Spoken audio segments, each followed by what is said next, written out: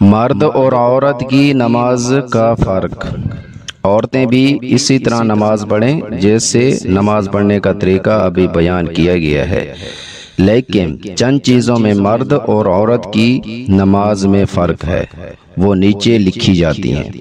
Number 1، تکبیر تحریمہ کے وقت مردوں کو چادر وغیرہ سے ہاتھ نکال کر کانوں تک اٹھانا چاہیے اور عورتوں کو ہر حال میں بغیر ہاتھ نکالے ہوئے کندھوں تک اٹھانا چاہیے۔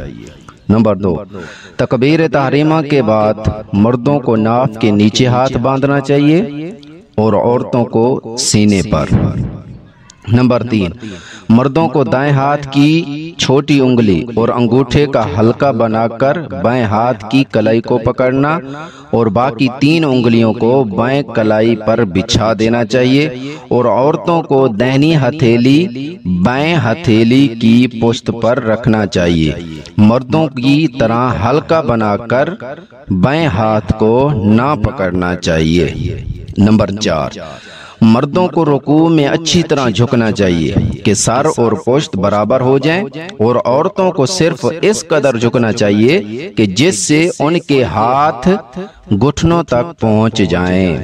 نمبر 5، مردوں کو رکوع میں انگلیاں کشادہ کر کے گھٹنوں کو پکڑنا چاہیے اور عورتوں کو بغیر کشادہ کیے ہوئے ملا کر رکھنا چاہیے۔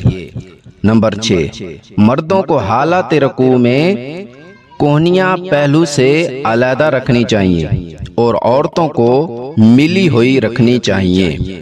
نمبر 7، مردوں کو سجدے میں پیٹ کو رانوں سے اور بازو کو بغل سے جدا رکھنا چاہیے اور عورتوں کو ملا کر رکھنا چاہیے۔ نمبر 8، سجدے میں مردوں کی کونیاں زمین سے اٹھی ہوئی اور عورتوں کی کونیاں زمین پر بچھی ہوئی ہوں۔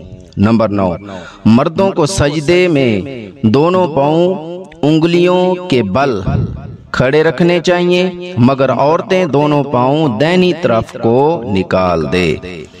نمبر 10، مردوں کو بیٹھنے کی حالت میں بائیں پاؤں پر بیٹھنا چاہیے اور دہنے پاؤں کو انگلیوں کے بل کھڑا رکھنا چاہیے اور عورتوں کو دونوں پاؤں کی دہنی طرف نکال کر بیٹھنا چاہیے۔